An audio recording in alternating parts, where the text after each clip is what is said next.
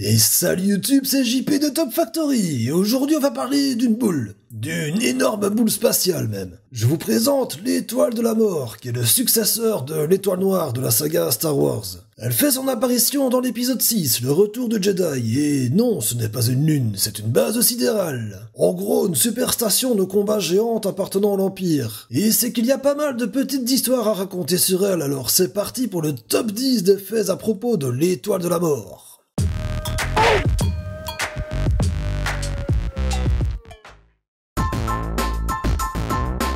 Ils avaient déjà fait très fort lors de la construction de l'ancienne étoile noire. Mais sur ce coup-ci, on parle quand même de l'arme ultime de l'Empire. L'étoile de la mort a une capacité de transport de plus de 2 millions d'hommes par rapport à environ 1 million sur la première version, ce qui est déjà pas mal. Ces chiffres englobent l'équipage ainsi que les troupes. Ces défenses ne sont pas en reste car elle dispose d'environ 43 000 postes de défense sur sa surface, tandis que l'étoile noire n'en avait qu'un petit peu plus de 10 000. Concernant les vaisseaux qu'elle embarque, je n'ai rien trouvé comme données fiables à part celle de la première étoile noire qui peut contenir dans ses hangars jusqu'à 7200 vaisseaux de type taille, 3600 navettes d'assaut et 4 destroyers stellaires. Déjà là c'est spacieux, alors imaginez ce que peut embarquer l'étoile de la mort qui a un volume 400 fois plus grand que son aîné. Je n'en ai pas parlé dans l'armement standard car j'ai deux petites choses à raconter sur le puissant super laser MK2 qui ne passe pas du tout inaperçu sur la coque de la base sidérale. Sachez qu'il a subi plusieurs améliorations depuis la première version. L'une d'entre elles a nettement augmenté sa précision de tir, ce qui le rend désormais capable de viser sur de courtes ou longues distances des vaisseaux de grande taille de type croiseur par exemple. D'ailleurs, un croiseur rebelle MC-80 en fera malheureusement les frais et sera battu en un seul coup lors de la bataille finale de l'épisode 6. Rien d'officiel, mais il semblerait que notre cher George Lucas se soit inspiré d'un astre bien réel pour la conception de l'étoile noire et de l'étoile de la mort. Il s'agirait de Mimas, qui fait partie de la famille des nombreuses lunes de Saturne. Tout comme la base sidérale, le satellite naturel a une forme concave sur sa surface qui fait clairement penser au super laser du point précédent. Sur Mimas, point de super laser, nous sommes évidemment en face d'un cratère géant de 130 km de diamètre, et pour la petite anecdote, il porte d'ailleurs le nom de celui qui a fait la découverte du satellite en 1789, William Herschel. Allez au suivant. Décidément, ce super laser MK2 n'a pas fini de faire parler de lui, mais cette fois-ci on va parler de sa vitesse de recharge.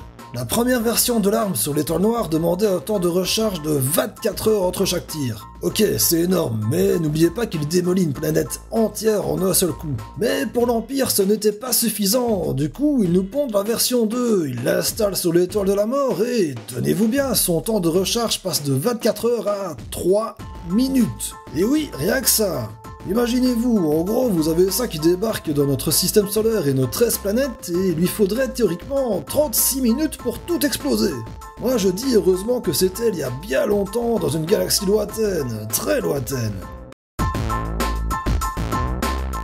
Tout le monde se souvient comment l'étoile noire a explosé, il a suffi d'un tir dans un trou en ligne droite vers le cœur du réacteur de la base. Bon du coup l'ingénieur qui a pondu l'idée de ce trou a été puni, mais j'en parlerai plus loin dans la vidéo.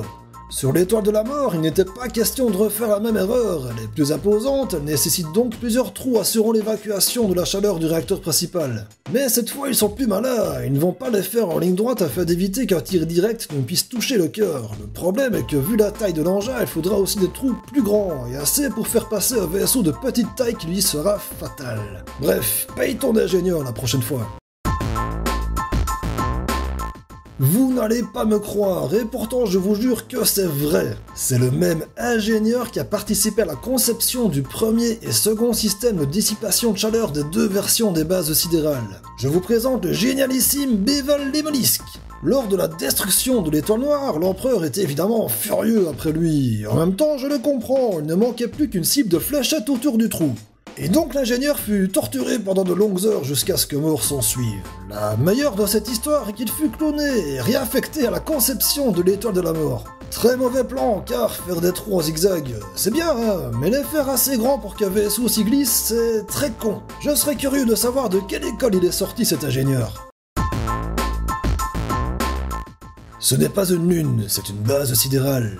C'est juste une des citations les plus connues des films Star Wars, et ce n'est pas pour rien, car en voyant la taille de l'engin de première génération, n'importe qui aurait pu la confondre avec une petite planète, car l'étoile noire était gigantesque. Elle ne faisait pas moins de 120 km de diamètre, vous imaginez bestiaux? Mais vous connaissez l'Empire, il n'y a jamais de truc trop grand, et ils ont voulu un truc un petit peu plus spacieux pour la deuxième version, histoire de ne pas être trop à l'étroit comme on dit.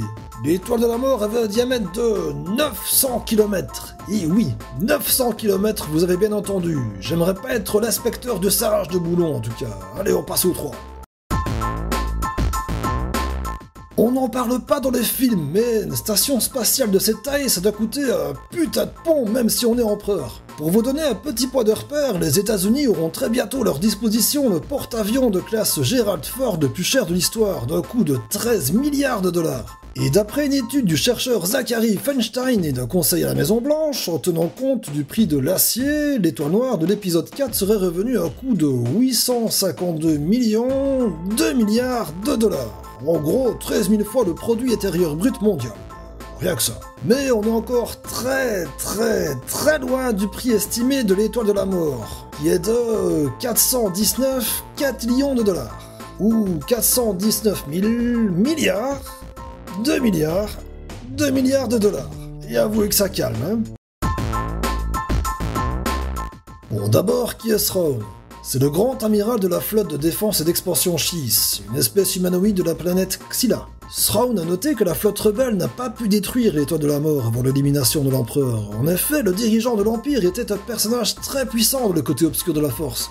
Et lorsqu'il fut jeté par Dark Vador dans un énorme conduit alors qu'il attaquait Luke Skywalker à l'aide d'attaques électriques, au bout de sa chute, il a déclenché malgré lui une énorme explosion qui, d'après Thrawn, aurait fortement endommagé l'étoile de la mort, et aurait grandement facilité la tâche aux rebelles d'asséner le coup fatal à la base sidérale. Et vu l'univers de Star Wars, je trouve que ça ne se tient pas trop mal, et on passe au premier de cette sélection.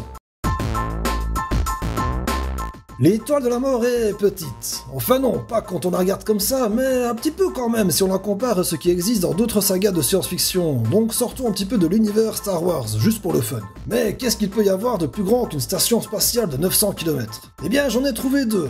Ma première trouvaille concerne un jeu vidéo, Halo, qui porte d'ailleurs le nom de la structure dont la largeur fait 318 km, l'épaisseur 22,3 km et le diamètre qui fait pas moins de 10 000 km. C'est gigantesque mais ridicule par rapport à la seconde. Je n'ai malheureusement pas d'illustration car cela provient d'un roman, Endymion de l'auteur Dan Simmons. Il est décrit un vaisseau de la taille du système solaire, soit environ 15 milliards de kilomètres en se basant sur le diamètre maximum de l'orbite de Pluton. Quand j'ai essayé de m'imaginer le monstre, j'ai directement pensé à la bonne vieille blague d'appuyer sur tous les boutons de l'ascenseur. Ne me demandez pas pourquoi. En tout cas, vu la taille de la bête, je suis sûr qu'on se ferait jeter en prison pour ça. Bref, nous voilà à la fin de ce 4ème top. J'espère que ça vous a plu qu'on parle de boules, en tout cas pour moi c'était un plaisir. Comme d'hab, si vous avez aimé, levez le pouce bien haut, abonnez-vous si ce n'est pas encore fait, et partagez, ce sera un petit peu comme votre cadeau de Noël. En attendant, passez un excellent réveillon et prenez soin de vous. Ciao!